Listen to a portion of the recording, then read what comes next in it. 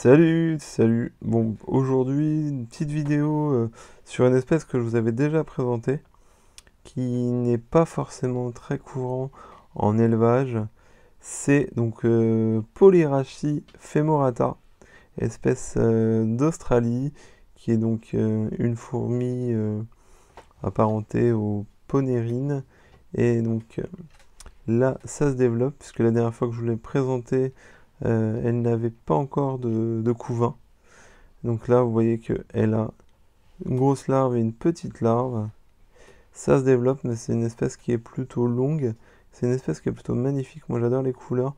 C'est une espèce qui est rapide et qui chasse, hein. Donc c'est pour ça que là, depuis que je l'ai, hein, elle est connectée à une aire de chasse. Et je la nourris dans l'aire de chasse et je la vois certaines nuits aller chercher de la nourriture. Voilà. Donc c'était pour vous montrer un petit peu la suite. Donc je l'ai toujours, hein. Ça va bien, c'est juste que c'est long. C'est très très long. J'aurais aimé avoir des ouvrières avant, avant cet hiver, mais bon, c'est pas parti.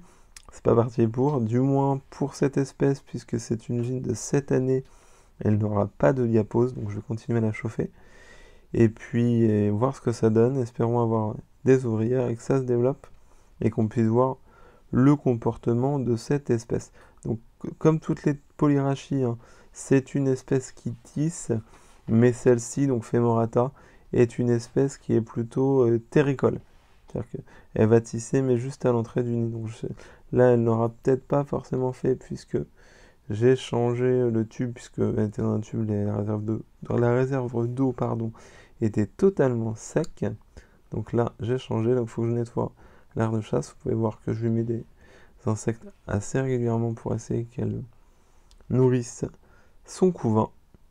Mais vraiment, je pense que c'est une espèce qui nous réserve encore beaucoup de surprises, pardon. À nous de les découvrir. Voilà.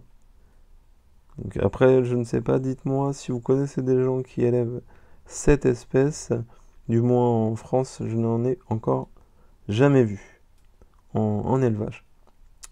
Donc voilà. Bah, j'espère que la vidéo vous a plu. Pour le moment, j'ai pas tellement de retours à vous faire sur l'espèce, puisque hormis que c'est une espèce qui est rapide et qui me semble plutôt nocturne, à confirmer quand elle aura des ouvrières, parce que les comportements changent, hein, plus la colonie évolue. Mais voilà. Donc espérons qu'elle ait ses petites ouvrières très bientôt. Voilà, voilà. Bah, merci à tous. Salut!